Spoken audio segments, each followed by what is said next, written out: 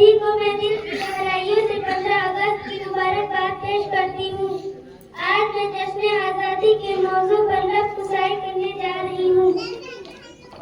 अपनी आज़ादी को हम हरगिज़ मिटा सकते नहीं, अपनी आज़ादी को हम हरगिज़ मिटा सकते नहीं। सर कटा सकते हैं लेकिन सर झुका सकते नहीं।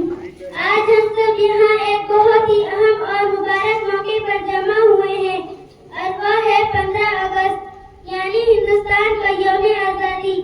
यह दिन हमें हर साल इस बात की याद दिलाता है कि हमारे वतन को अंग्रेजों की गुलामी से आज़ादी हासिल किए हुए कई साल गुजर चुके हैं, लेकिन उस आज़ादी के पीछे जो कुर्बानियाँ दी गई है उन्हें हम कभी फरामोश नहीं कर सकते। 15 अगस्त 1947 को हमारा प्यारा मुल्क हिंदुस्तान आज़ाद हुआ। उस दिन का सूरज आज़ादी की खुशबू लेकर तुलू हुआ। लाखों शोहदा ने अपनी जानें कुर्बान करके हमें यह दिन दिखाया। महात्मा गांधी, मौलाना अब्दुल कलाम आजाद, भगत सिंह, सुभाष चंद्र बोस और न जाने कितने ऐसे बहादुर लोग थे जिन्होंने अपनी जानें देकर गुलामी की जंजीर को तोड़ डाला।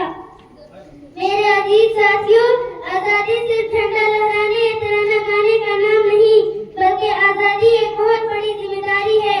हमें अपने मुल्क को तालीम, इखलाक, इत्तेहाद, तरक्की और अमन का गहवारा बनाना है। हमें हर मजहब, हर जबान, हर रंग और नस्ल के लोगों के साथ भाईचारे के साथ रहना है। हमें चाहिए कि हम अपने इस्लाम की कुर्बानियों को याद रखें और ये अहद करें कि हम अपने मुल्क की तरक्की के लिए पूरी ईमानदारी और मेहनत से काम करेंगे।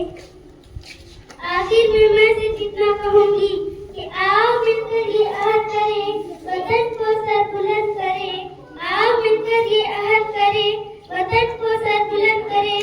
जो कुर्बानियाँ हुई थी उनका हक अदा करें। जय हिंद।